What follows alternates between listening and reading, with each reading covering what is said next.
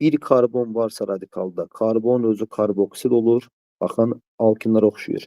Birdən çox karbon varsa radikalda, bir karbonlu radikal karboksil olur. Birdən çox karbon varsa, bir karbon özündə qalır, özü karboksil olur. Qırıldığı yerdən də o karbonun özü karboksilə çevrilir. Görürsünüz, 2 karbondur. Biri qaldı özündə karboksil, qırıldı bir karbonda karboksil qarışqa turşusu. İndi burada bu buradan qırılır, bu karboksil olur. Bu da özü HCOOH olur. Bunların hər ikisi COH, COH olur. Bu buradan qırılır, bu olur COH, COOH. Bu da buradan olur CH3 yerində qalır, COOH. Buna çevrilir bu hissəsi.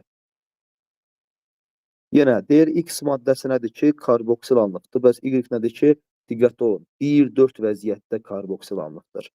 Deməli, metil benzol toluoldan bəli alınır karboksil və benzol. Bu bir uyğundur X-ə. Paraksilol. Paraksilol bəli oksidləşdirəndə 1,4 vəziyyət olduğuna görə 1,4-dəki metil radikallara olur karboksilat, karboksil. Paraksilol Y aiddir. Etil benzolda bu buradan qırılır. Bir karbonlu karboksil. Bu buradan qırıldığı yerdən burada özü oksidləşir, olur qarışqa turşusu. Bu da aiddir X-ə yenə. Ancaq burada diqqətli olun. 1-2 vəziyyətdir. Düzdür, burada bu da karboksil olur. Bu da buradan qırılır. Bu karbon karboksil olur. Ancaq buradakı qalan bu hissə onsuz da özü qarışqa turşusudur. Baxın, burada 1-2 vəziyyət uşaqlar. 1-2 vəziyyət olduğuna görə bu 1,4 deyil axı. Burada 1,4 vəziyyətdir. Ona görə bu Y aid deyil. Birləşmə. Benzolun, bəli.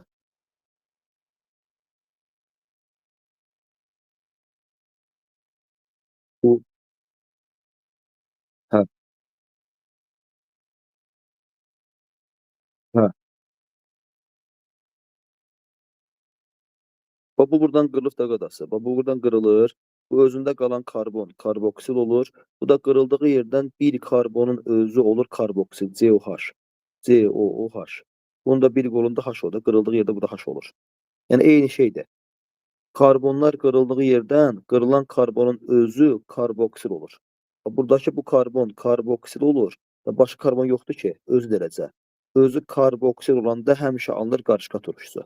Yəni bir karbon qırılanda, qırılan karbon bir dənə olanda cəmi, bu bir dənə karbon karboksil olanda qırağında bir dənə H qalır. O da nə olur? Qarışqa turşusu. Həmişə. Alkinlərdə də burada da eyni şeydir. Yəni qırılan yerdə bir karbondursa, 2 karbon olardısa, məsələn, bax belə deyək də, məsələn, burada bir karbon da artıq olsaydı, CH3, bu buradan qırılanda bu heç bu getdi karboksil, bu buradan bu karbon karboksil olur, bu da olduğu kimi qalır. Olur CH3, COOH. Bəli, bu maddəyə çevrilir. Yəni qırılan yerdən qırılan karbon olur karboksil həmişə. Alkinlərdə də, disiklvolkanlarda da, daha doğrusu arenlərdə də. Birləşmə reaksiyasında uşaqlar, benzolu günəş şüasından təsir etdikdə halogenlə birləşdə, xlorla.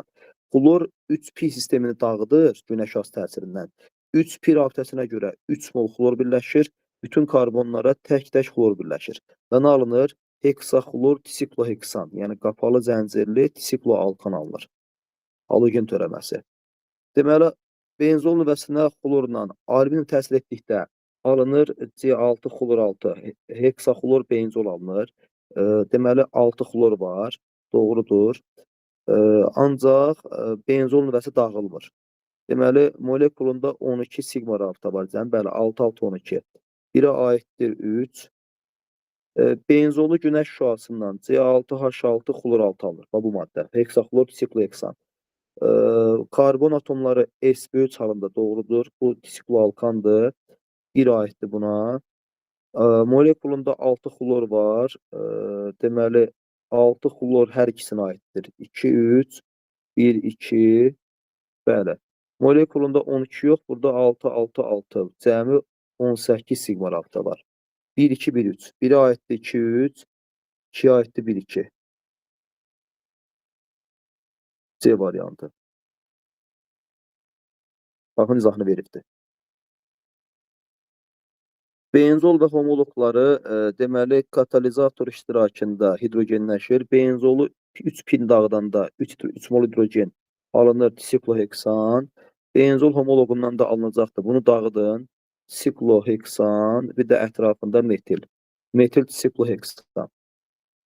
Stirol maddəsi uşaqlar. Stirol formulu CnH2-8-dir. Stirolda radikalda da bir pirafta formalaşır. Ona görə stirol maddəsi aromatiklərin sinifinə aid deyil. Yəni aromatiklərin homoloqu olmayan başqa bir aromatik karbohidrogen sinifidir. Ancaq aromatiklərin özünə homoloq deyil, yəni benzola homoloq deyil. Aromatik maddədir. Benzol sırasına aid deyil. Deməli, karbonların hamısı sp2-dir. Alınması etil benzolu dehidrogenləşdirəndə alınır vinil benzol və yaxud da etilenil benzol hidrogen. Və yaxud da sinklə təsir. Benzolun radikalındakı karbonlarda halogenlər olur. Halogenlər sinkə birləşir. Alınır sink xlorid. Yarımçı qollar bağlanır, alınır 2 qat rabitə. Alınır, deməli, vinil, benzol və yaxud da stirol maddəsi.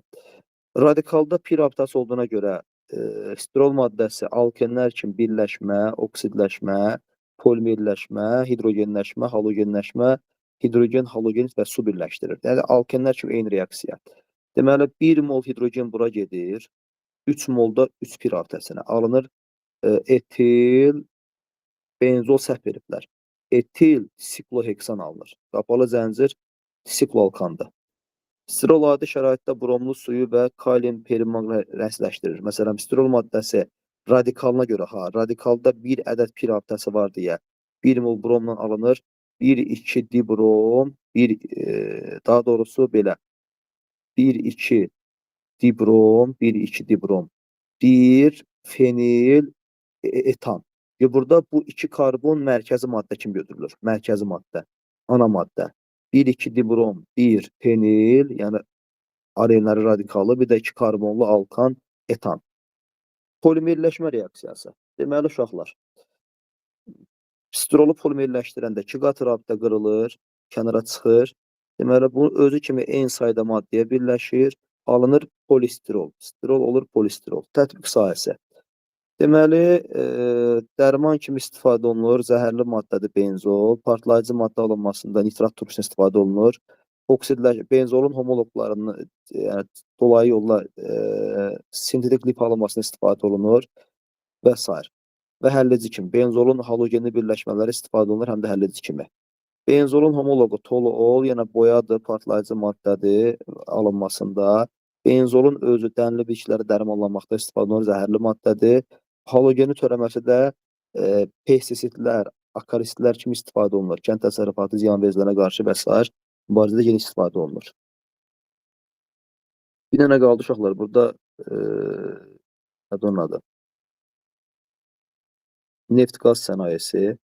Burada elə bir çox şey yoxdur uşaqlar. Burada bir dənə əsas şey deyim, yəni testə düşə biləcək. Bunu deyim, bitirək təmiz. Deməli, karbohidrogenlərin əsas mənbələri təbii qazdır, neftlə birgə çıxan qazlar, daş kömür və neftdir. Təbii qazın tərkibi ən çox metan qazıdır. Metanın homoloqlarının faizi azdır. Təbii qaz istifadə olunur əsasən məişətdə, yanacaq kimi, bir də ki, təbii qazdan parçalanmaqla və s. asetilen və s. əldə olunur. Sintez qazı və s. Neftlə birgə çıxan qazlar. Bu zaman neftlə birgə çıxan qazlarda metan qazının faizi az olur, ancaq digər qazların faizi çox olur. Neftlə çıxan qazlar əsasən 3 yerə bölünür. Quru qazdır, propan-butan qarışığı və qaz benzini. Quru qaz metan-etan qarışığıdır, yanacaq kimi istifadə olunur, asetilen alınmasında, daha aşağı alınmasında. Propan-butan qarışığı yenə sıxlaşdırılmış qaz qarışığıdır. Bu istifadə olunur qablarda, yəni bunları doldururlar. Dolduran zaman balonlarda istifadə olunur, yəni balon qazların tərkibində. Qaz benzini, uşaqlar, benzinə vurulur ki, benzin yaxşı yansın. Pentan-heksan qarışığı. Daş kömürü də özü əsasən daş kömür pirolizindən, yəni oksigensiz şəraitdə parçalanmasından bu məhsullar alınır.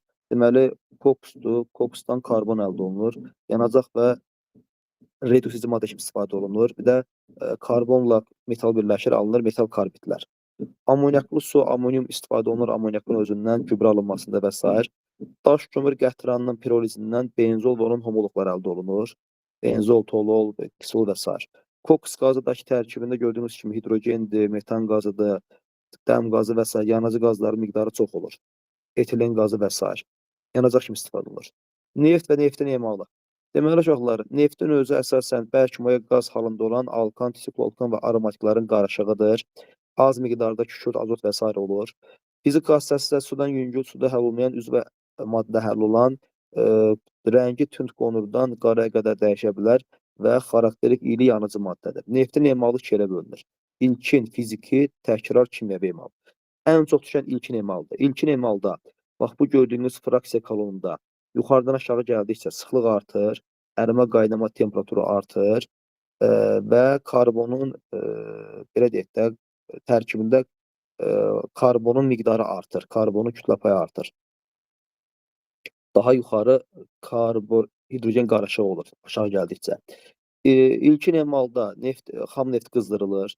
Qızdırılan zaman kəskin buxarlanır. Neftin tərkibindəki ən yüngül fraksiya benzin və ya qazolin ən yuxarıda alınır. Liqroin aşağı qismən, kerosin, qazol, mazut.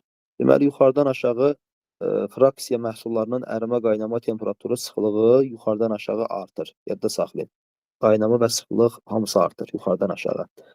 Deməli, ən aşağıda alınır, deməli, daha böyük kütləli maddələr qarışığı alınır. Baxın budur uşaqlar, fraksiya kolonu. Qızdırılmış xam neft qızdırılır, aşağıdan yuxarı başlayır buxarlanmağa. Ən yuxarıda benzin və qazolin alınır, karbon miqdarı az olan, sonra liqroin, kerosin, qazol, mazut. Yadda saxlayaq. Deməli, ilkin emalın, fiziki emalın birinci prosesindən sonra qalan qarışıq, ən son qalan qatı maddə, mazutu təzədən emal edirlər. Mazutun emalından alınır ən yuxarıda ən yüngül sürtücü yağı, soler yağı və alınır parafin. Mazutun da emalından sonra qalan ən son qalıq qudron, asfaltlardır. Bu da istifadə olunur asfalt çəkilişində və s.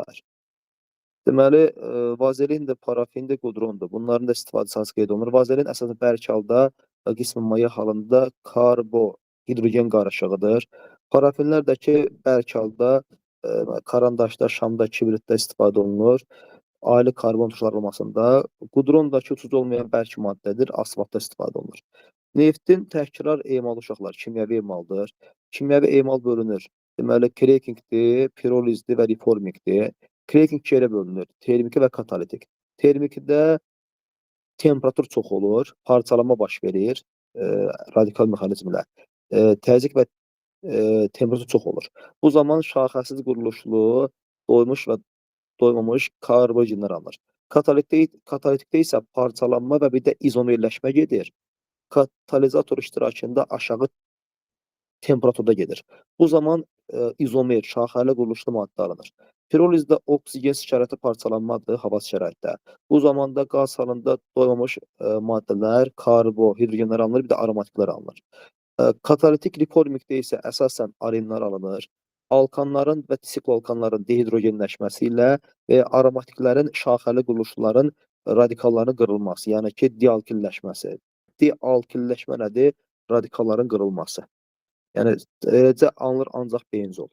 Oktan nədədir? Yanacağın tərkibindəki yanıcı maddə, əsas keyfiyyətli maddənin faizinin miqdarına görə qiymətləndirilir. Deməli, etalon olaraqdan daha yüksək faizli olan, daha yüksək faydalı şəmsalı olan izoktan maddəsidir yanacağın tərkibində. Bunun miqdarı nə qədər çoxdursa, yanacağın detonasiya davamlılığı daha çox olur. Bu nədir uşaqlar? Detonasiya yanacaq sıxılan zaman vaxtından əvvəl alışmamasıdır. Yəni, vaxtından əvvəl nə qədər tez alışsa, detonasiya davamlılıq zəifdir. Nə qədər sıxılsa və gec alışsa, yəni vaxtında alışsa, detonasiya davamlılığı çoxdur. Yanacağın tərkibində normal heptan olanda, deməli, detonasiya davamlılığı çox aşağı olur. 100% heptan olanda 0 qəbul olunur. 100% izoktan olanda, yəni 2,2,4 trimetil pentan olanda, belə deyək də, detonasiya davamlılıq 100% olur. Məsələn, 96 oktan, 96% mənası nədir? 96% izoktandır, 4% də normal heptandır. Soldan sağa getdikcə karbohidrogenlərin oktan ədədi, yəni detonasiya davamlılığı artır. Ən davamlısı arendir birinci, sonra izoalkandır, sonra sikloalkandır, sonra alkin və normal alkan. Gördüyünüz kimi sağdan sola getdikcə detonasiya davamlılıq zəifləyir. Yanacağın tərkibində ən çox aren və izoalkan olduqda yanacağın belə deyək də izooktan ədədi, yəni paydalı şəmsalı detonasiya davamlılıq daha çox olur. Sağ ol müəllim, hər vaxtınız Salam xeyir. azad, salam azad. Yaxşı Belə olun, uşaqlar. yaxşı olun. Hə, bunu götürün. Deməli, bunun sualı azdır. 10-15 dənə sual uzaqbaşı. Neftin özü. Bir də uşaqlar, arenləri götürün. İstəyirsiniz birinci gübəndən götürün. Arenlər biraz çoxdur deyəsiz.